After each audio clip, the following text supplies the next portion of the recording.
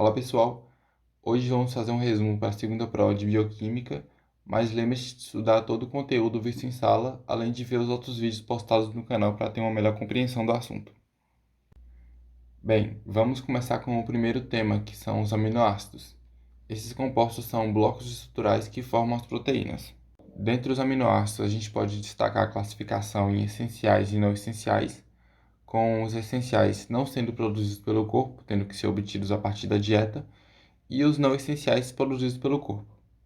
Existem 20 aminoácidos que constituem as proteínas, podendo ser representados pelo seu nome, pela abreviação de 3 letras e pelo símbolo de uma letra. Em relação à estrutura, os aminoácidos apresentam um grupo carboxílico, um grupo amino e um grupo R, de forma que o grupo R é diferente para cada aminoácido. Falando do grupo R, estes podem ser classificados em grupos R polares e alifáticos, grupos R aromáticos, grupos R polares não carregados, grupos R polares carregados positivamente e grupos R polares carregados negativamente. Além disso, os aminoácidos podem agir como ácido e base fracas, podendo doar ou receber elétrons com o grupo carboxílico, o grupo amino e os grupos R podendo se ionizar. Dessa forma, os aminoácidos podem adquirir diferentes cargas. Com isso, pode-se chegar à questão do cálculo do ponto isoelétrico, também conhecido como pI, que é o pH em que se encontra a forma do aminoácido com carga nula. Esse cálculo pode variar a depender se o aminoácido apresenta grupo R não ionizável ou grupo R ionizável. Se o grupo R não é ionizável, o ponto isoelétrico é igual ao pK1 mais pK2 sobre 2. Se o grupo R é ionizável, pode acontecer de duas formas, onde o ponto isoelétrico será pK1 mais pKr sobre 2 ou pKr mais pK2 sobre 2. O próximo tema a ser revisado são as proteínas. Esses componentes são formados por aminoácidos e apresentam diferentes funções, como por exemplo catálise, proteção, regulação, armazenamento, estrutural e de transporte. Estruturalmente, os aminoácidos se ligam para formar as proteínas pela ligação peptídica, podendo se formar peptídeos ou proteínas.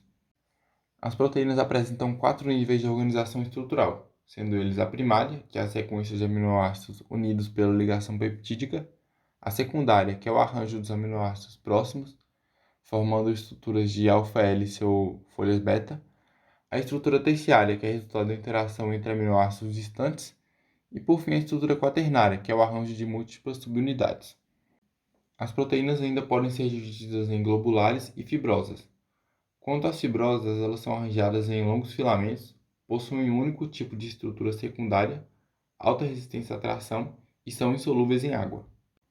Já as globulares possuem forma esférica ou globular, diversos tipos de estrutura secundária e funções de catálise e regulação. Por fim, as proteínas podem ser desnaturadas, onde a desnaturação se dá pelo rompimento da conformação nativa da proteína com a perda das estruturas quaternária, terciária e secundária.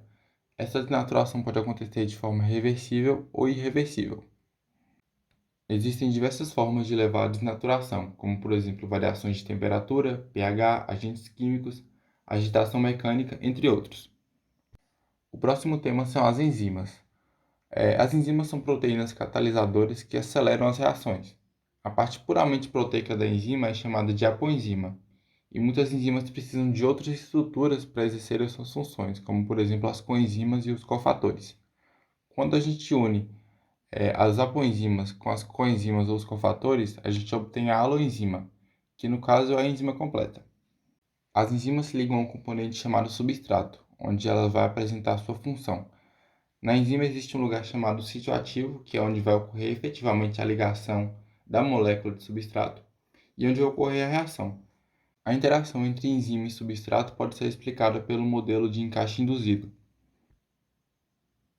As enzimas atuam aumentando a velocidade das reações, não modificando o equilíbrio, de forma que, como observamos abaixo, a enzima se liga ao substrato, formando o complexo enzima-substrato, que também é chamado de ES. Em seguida, o ES é transformado em enzima livre e no produto. Efetivamente, essas enzimas atuam diminuindo a energia de ativação, que separava os reagentes dos produtos.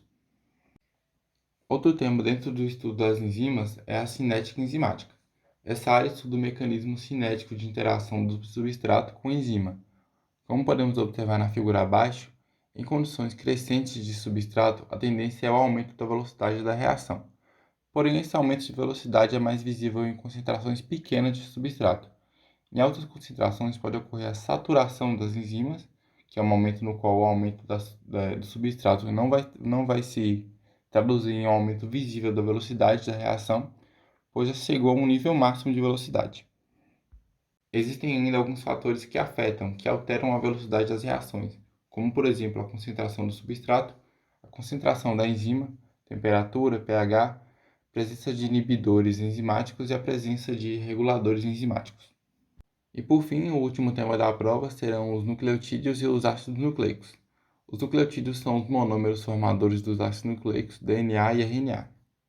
Estruturalmente, os nucleotídeos são formados por uma pentose ligada ao carbono 1' a uma base nitrogenada que pode ser adenina, timina, guanina, citosina ou uracila. Além disso, no carbono 5' vai ocorrer a ligação com 1 a 3 fosfatos.